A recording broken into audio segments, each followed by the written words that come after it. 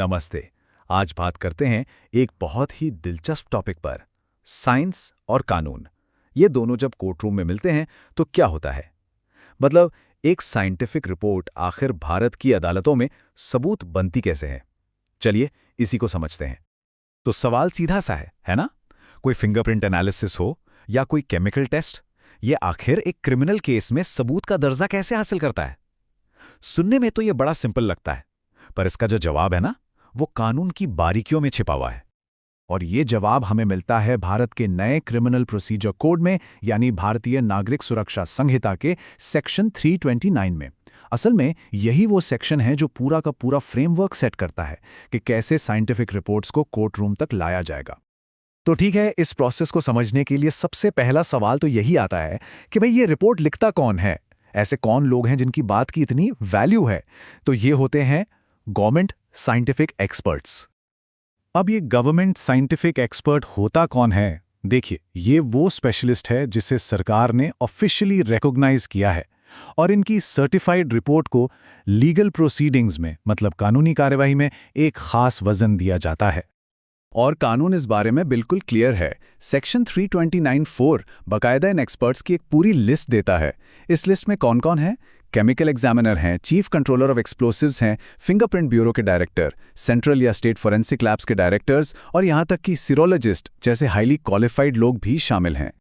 इस लिस्ट में कुछ बड़े इंटरेस्टिंग नाम भी हैं, जैसे बॉम्बे के हाफकिन इंस्टीट्यूट के डायरेक्टर। आपको पता है, ये इंस्टीट्यूट बैक्टीरियोलॉजी में एक लेजेंडरी संस्था रही है। इससे ये साफ पता चलता है कि हमारा कानून कितनी डीप स्पेशलाइजेशन को भी पहचानता है। चलिए, अब ये तो समझ आ गया कि रिपोर्ट कौन तैयार करता है, लेकिन अगला सवाल, इस रिपोर्ट में ऐसा क्या है? इसमें क्या खास बात है? असल में ये कोर्ट के लिए एक तरह का शॉर्टकट है। और इसकी जो पावर है ना, वो सीधे कानून से आती है। सेक्शन 329(1) बिल्कुल साफ साफ कहता है कि इन एक्सपर्ट्स की रिपोर्ट को किसी भी जांच, ट्रायल या अन्य कार्रवाई में सबूत के रूप में इस्तेमाल किया जा सकता है। ये अपने आप में बहुत बड़ी बात है, सोचिए। मतलब जो प्रोसेस है वो काफी स्ट्रीमलाइंड हो जाता है।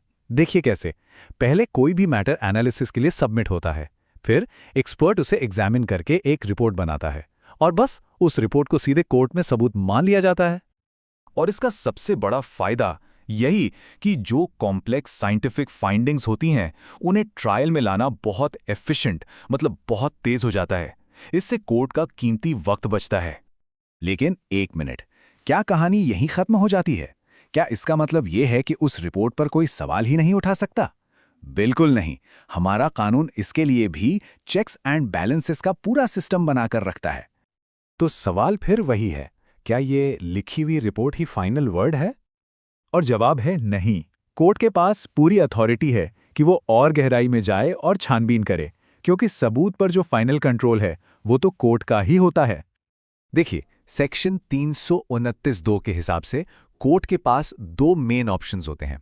पहला, या तो वो एक्सपर्ट की रिपोर्ट को एज इट इज मान ले, या फिर दूसरा, वो एक्सपर्ट को कोर्ट में बुलाए और रिपोर्ट के एक एक पॉइंट पर उनसे पूछताछ करे, उन्हें एग्जामिन करें। और एक्सपर्ट को बुलाकर सवाल जवाब करने की ये जो पावर है ना, ये फेयरनेस के लिए एक बहुत ही जरूरी सेफगार्ड है। इससे ये पक्का होता है कि सबूत को ठीक से चैलेंज किया जा सकता है और उसकी सच्चाई को परखा जा सकता है। अच्छा, अब एक और प्रैक्टिकल सिचुएशन सोचते हैं। मान लीजिए, जिस एक्सपर्ट ने रिपोर्ट लिखी वो किसी वजह से कोर्ट आ ही नहीं सकता, तब क्या होगा? इसके लिए भी कानून में एक रास्ता है जिसे डेप्यूटेशन कहते हैं। मतलब वो अपनी जगह किसी को भेज सकते हैं। सेक्शन 329(3) कहता है कि अगर कोर्ट ने खास तौर पर एक्सपर्ट को ही आने के लिए नहीं कहा है, तो वो अपनी जगह एक क्वालिफाइड सब्स्टिट्यूट भेज सकता है। लेकिन हाँ, ऐसा नहीं कि किसी को भी भेज दिया। इसके लिए भी कानून ने कुछ साफ शर्तें रखी हैं। वो जो डेप्यूटी होगा, वो एक्सपर्ट के साथ काम करने वाला एक जिम्मेदार ऑफिसर होना चाहिए। उसे केस के सारे फैक्ट्स पता होने चाहिए और वो कोर्ट में एक्सपर्ट की तरफ से ठीक से गवाही दे पाए, ये भी जरूरी है। तो इस पूरी चर्चा का सार क्या निकला? निचोड़ ये है कि ये एक ऐसा सिस्टम है जिसे एफिशिएंसी और थरोनेस, मतलब कुशलता और गहराई, दोनों को ध्यान में रखकर बनाया गया है। अगर देखें तो सेक्शन 329 असल में एक बैलेंसिंग एक्ट है। एक तरफ ये एफिशिएंसी लाता है ताकि केस जल्दी आगे बढ़े, और दूसरी तरफ ये स्क्रूटनी यानी जांच पड़ताल का भी पूरा मौका देता है। सिंपल शब्दों में कहें तो कानून साइंस पर भरोसा तो करता है, लेकिन वो कोर्ट को ये पावर भी देता है कि उस भरोसे को वेरीफाई किया जा सके।